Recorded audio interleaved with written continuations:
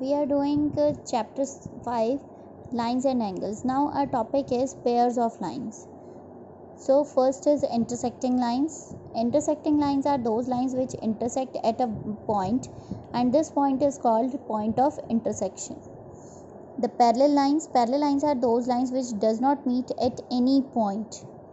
Then talking about transversal means when we are having two parallel lines and one line crossed it, then this line is called the transversal. Then angles made by the transversal. See, first is corresponding angles.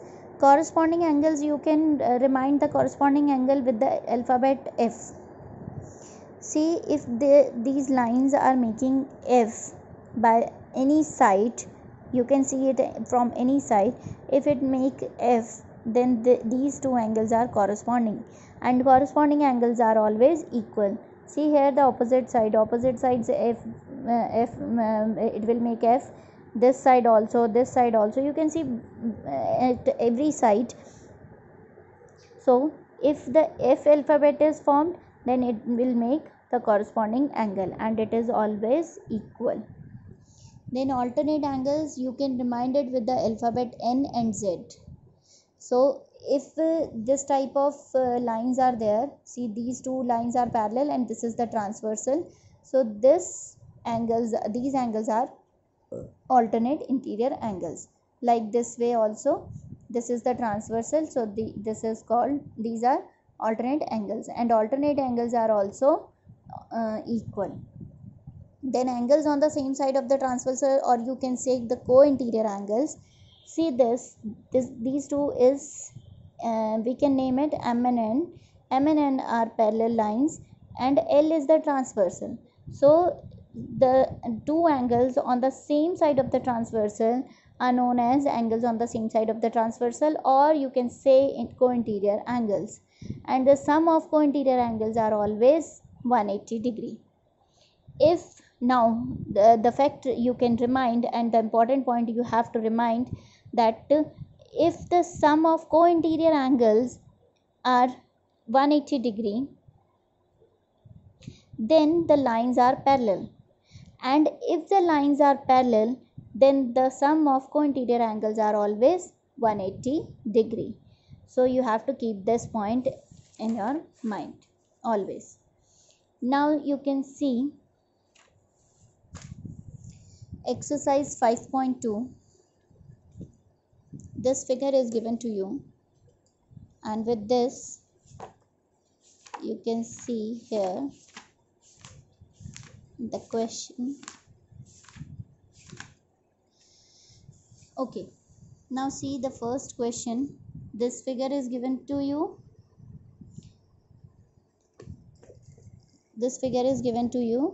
Here 1 2 3 4 5 6 7 8 all the angles are marked, and you have to state the property that is used in each of the following statement. If A parallel to B, then angle A is equals to angle 5. How is it possible? Which property is this? Angle 1 and angle 5 are equal, so it is by corresponding angle property. Then if 4 and 6 are equal, 4 and 6, you can see here 4 and 6, this is the alphabet Z, so this is by alternate interior angles. And next, 4 plus 5 is equals to 180, so it is the property of co-interior angles, not consecutive, it's co-interior angles. Then in the second figure, you have to see, in the adjoining figure, identify the pair of corresponding angles. Corresponding angles you have to find. See here, 1 and 5, 2 and 6, 4 and 8, 3 and 7. These are corresponding pair of corresponding angles, so you have to write it like this. Then in the second part, the pairs of alternate interior angles. So you have to see the figure of Z or N. So 2 and 8, 3 and 5. Both these are alternate interior angles. And in the third part, the pair of interior angles on the same side of the transversal. So angle 3 plus 8 will become 180, and angle 2 plus 5 will become 180. Then vertically opposite angle make x. So 2 and 4, 1 and 3, then 8 and 6, 5 and 7. Okay, all these four pairs are vertically opposite angles. Now in the third question, this is the figure given and you have to find the unknown angles. In this you can see 125 and E will make a straight line, so it is linear pair. So by this you can find the E.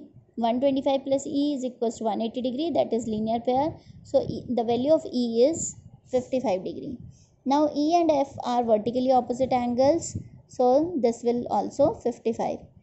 Then C and F are corresponding angles, so these are also equal, so it is the value of C is also 55. A and C are vertically opposite, so A is also 55 degree. Then D and 125 are corresponding angles, so the value of D is 125, and B and D are vertically opposite angles, so the value of B is also 125. Then in question number 4, first part, this is the figure given. You have to find the value of x.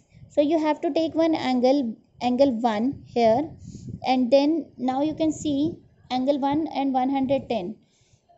Both are equal because they are vertically opposite angles. Then angle 1 and x both are on the same side of the transversal, so they are co-interior angles. Angle 1 plus x is equals to 180 degree, so angle x is equals to 70 degree. Then in second part, this is the figure given. Then you have to find the value of x here.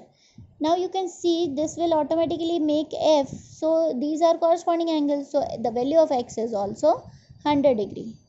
In question number 5, this type of diagram is given, and you can see this line is parallel to this line, and this is the transversal, and again this line is parallel to this line, and this is the transversal. So you have to find the value of this and this. So to find this value, since AB and DE are parallel, DG you can say DG are parallel, and BC is the transversal.